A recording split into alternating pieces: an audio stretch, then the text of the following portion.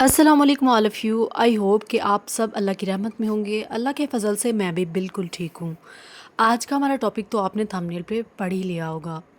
बहुत ही important topic है, इस पे बात करना बहुत ज़्यादा ज़रूरी है। आजकल के ज़हरीले माशरे में किस तरह से रहा जाता है, मैं आपको इसी लिहाज से गाइड करूँगी। क्या आपने भी ये चीज़ नोट की है कि जिस तरह ही हमारी ज़िंदगी में कोई खुशी आने लगती है, तो एकदम से सब कुछ गायब हो जाता है, सब कुछ बदल जाता है।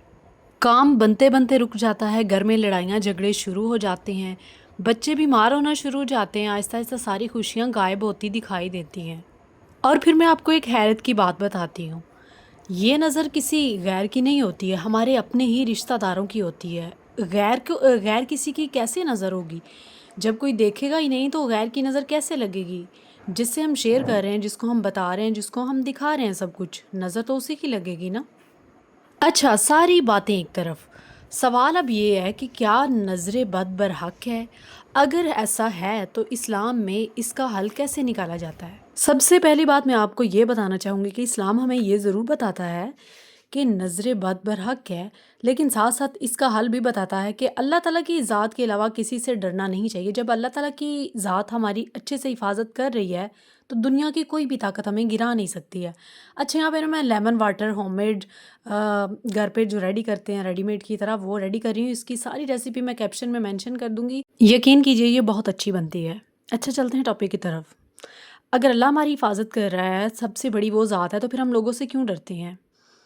हर मुस्कुराता हुआ चेहरा आपके साथ मुखलिस नहीं होता। हर बंदा वो जो आपकी तारीफ़ कर रहा होता है, वो बिल्कुल आपके साथ मुखलिस नहीं होता है। इसलिए अल्लाह के ज़िक्र से घर को आबाद करें और आयतुल कुर्सी और सूरह फलक और सूरह नास की तिलावत करके अपने और अपने प्यारों पे दम करें। जब भी अल्लाह कोई नेमत अता करता है तो उसका दिल से शुक्र अदा करें और ला हौला वला कुव्वता पढ़ने की आदत बना लें।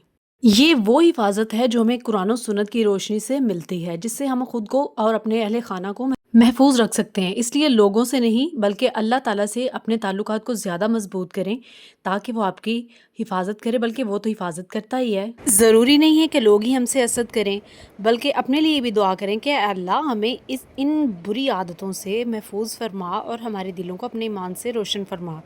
ऐसे टॉपिक्स और अगर आप मुझे दोबारा मिलना चाहते हैं तो फिर फॉलो करना मत भूलें। अगर एक भी बात अच्छी लगी हो तो शेयर करना भी मत भूलें। मिलते हैं नेक्स्ट व्लॉग में। अल्लाह हाफ़िज़।